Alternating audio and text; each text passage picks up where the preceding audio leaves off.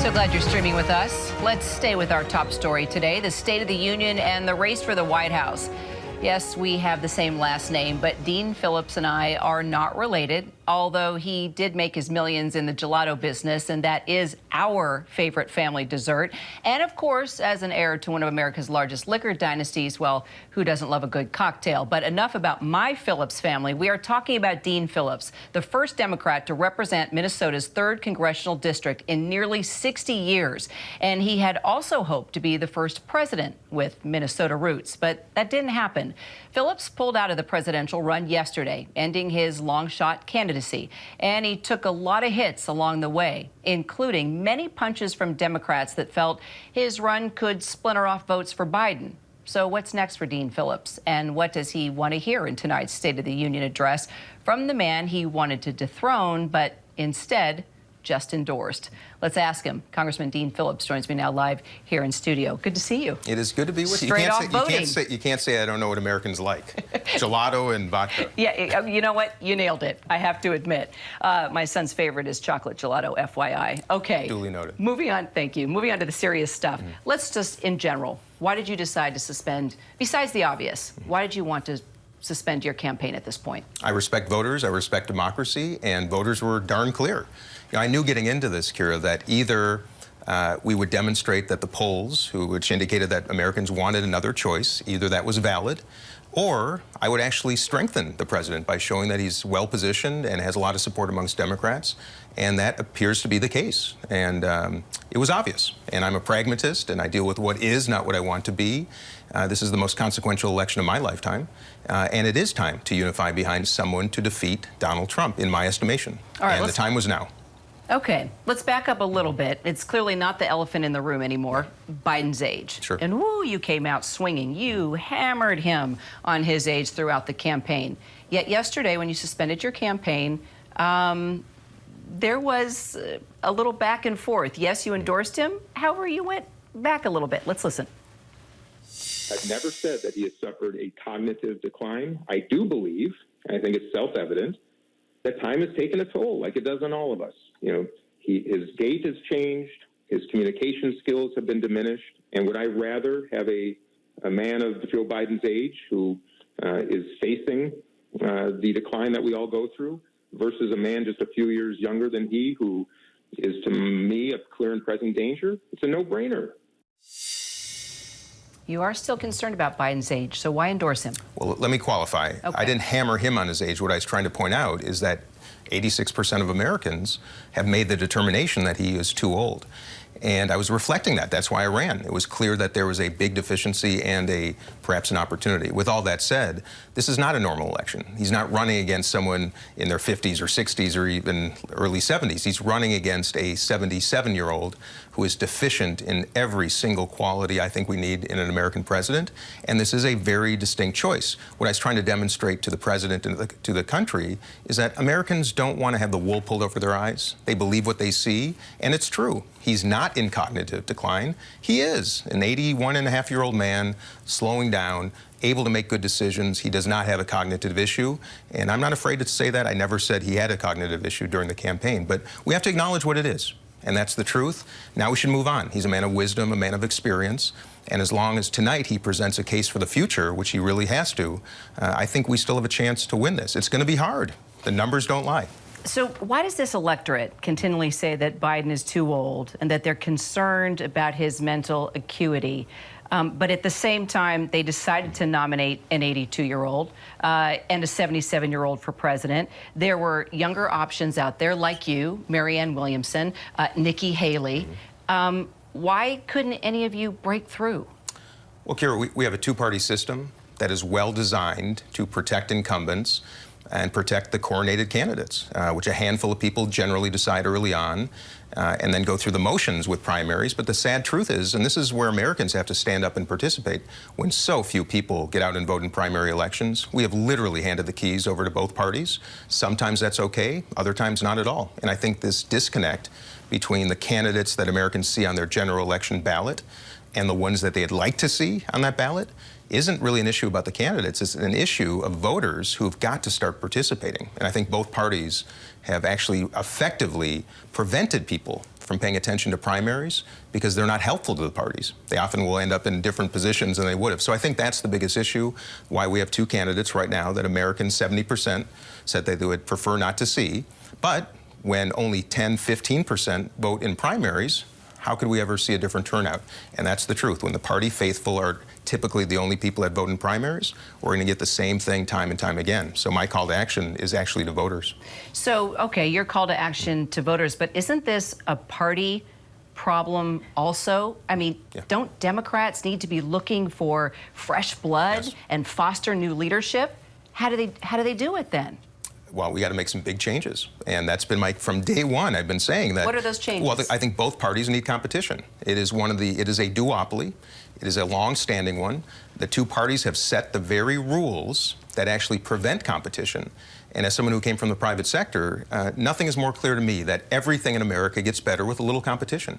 It's why I entered the race. I don't think it's healthy to have a single individual, especially in this case, be the only option. And I think it's time for people to wake up to the truth. I'm going to, no matter what, I'm going to help Joe Biden win this election. But my real calling moving forward is to ensure that Americans do have choices, that the duopoly has competition. There are a lot of ways to accomplish it, but I don't think people recognize how detrimental it is right now to the practice of democracy. Well, we're hearing it across the country, whether it's Democrat or Republican. You're looking at Joe Biden and Donald Trump, and voters are saying, really? Out of everybody in the United States of America, this is where we are? So let me follow up on something that you said, you know, just talking about long shots and the uncommitted vote. We covered that quite a bit. Marianne Williamson, you, the uncommitted option in Michigan, 140,000 people did not vote for Biden. That's only 10,000, right, short of his margin of victory in 2020. So if all those same people stay home or vote for someone else in the general election, does Biden lose Michigan and then therefore the White House? I think the answer is yes. He won by about 40-some thousand votes in 3 states last time. It's hard to argue that he's better positioned now than he was in 2020. It's hard not to argue that Donald Trump is better positioned than he was in 2020. My counsel to the White House and to the president is to show up. You got to run to the fire. Can't send a delegate, can't send one of your political operatives or your chief of staff. You have got to actually go face the fire. If I've learned anything on this campaign that I just went through, it's that people want to be affirmed and they want to be heard. And it's magic. It's the truth in any relationship between a politician and a voter, a personal relationship. People want to be heard. He's got to run to it. He can't avoid it. It's absolutely something to be recaptured. And then to your earlier question about why not more participants, because the Gavin Newsoms of the world, the Gretchen Whitmers, the Vice President Harrises, they don't want to go through what I just did. They don't want to be attacked and demeaned and diminished, and they don't want to see their futures impeded by a run for president that wasn't sanctioned by the parties. So my message to the parties is we should always be welcoming people to the stage. Let voters make that decision, not a handful of party operatives. That's true on both the right and the left, and I think there's a call to action to be had there that would make everybody happier. The uncommitted vote is largely unhappy with Biden's response to the Israel-Hamas war. You're Jewish. You were one of the first lawmakers to call for a ceasefire in Gaza. What does the president need to do now, in particular tonight, to turn that around? I think he has to acknowledge two things can be true at once. We live in such a binary political culture right now that people position politicians as either for or against, black and white, yes or no. But the fact of the matter is it's a complicated world. And I think President Biden should acknowledge two truths. His extraordinary and endearing support for Israel, which I think is manifest in his experience and celebrated by many of us.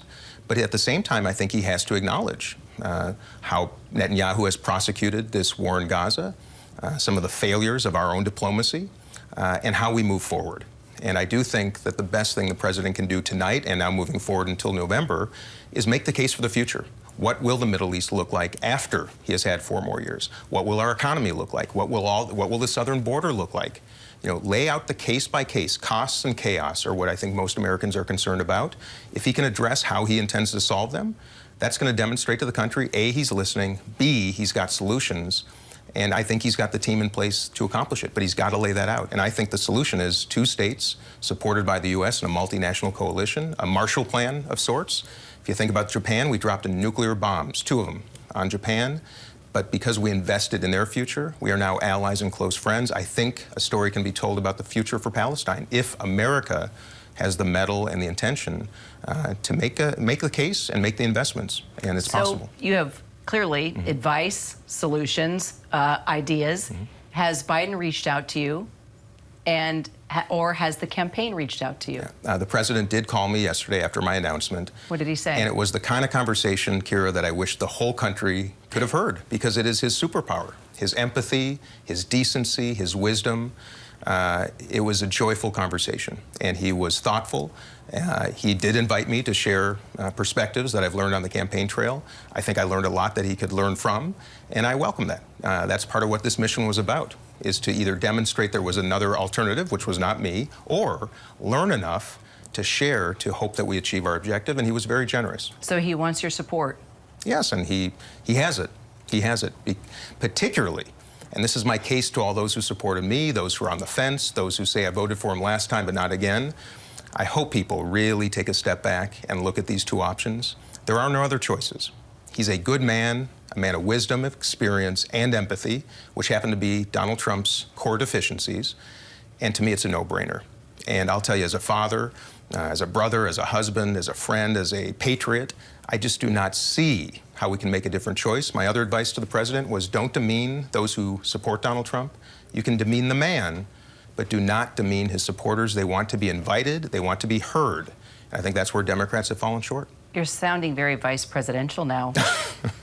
Could there be a place in this cabinet if Biden wins? Oh, please. Look, I want to serve my country in some way, shape, or form. I won't be running for Congress again. So you're open to it? I'm open to it. Look, I want to be helpful. And it's not this campaign, despite any ego attachment to it. Of course, it was about me, but it wasn't about me. It was about trying to demonstrate that, A, you've got to pursue courage of conviction. If I inspire just one young person in this country to stand up once in a while in the face of either tragedy or something that is incongruent with their own principles, do it. And I did it. Was it comfortable? No. But was it joyful? Yes. And there's a real beauty in that. So yes, I want to serve my country. My own father died in Vietnam. 1 million Americans gave their lives for all of what we have right now. It's the least I can do is help my country in any way I can. I was going to ask you if you thought it was all worth it, because I know you took a lot of heat and lost a lot of friends along the way. Okay, you just answered that question. Missions of principle are joyful and painful. But most of all, it reinvigorated my belief in our country and our people, and I wish more politicians right here in Washington could get out and do what I did, and they'd come back to Washington inspired and optimistic, because people are good. You should talk to Marianne Williamson. She talked about how much of a struggle it was, and how tough people were on her, and it was the hardest part of the run. It is hard. And I have spoken with her. I celebrate her, and I think she should have received more platform over the last two experiences. That's been a deficiency. A party can only do so much to deplatform somebody. We do need media, and I will be forthright. There needs to be a media environment that at least affords introductions to candidates who are not well known, because absent that, there's no way to succeed in this business moving forward. And that's going to be a disconnect we have to rectify. Dean Phillips will be following you. Thank you so much. Appreciate the time.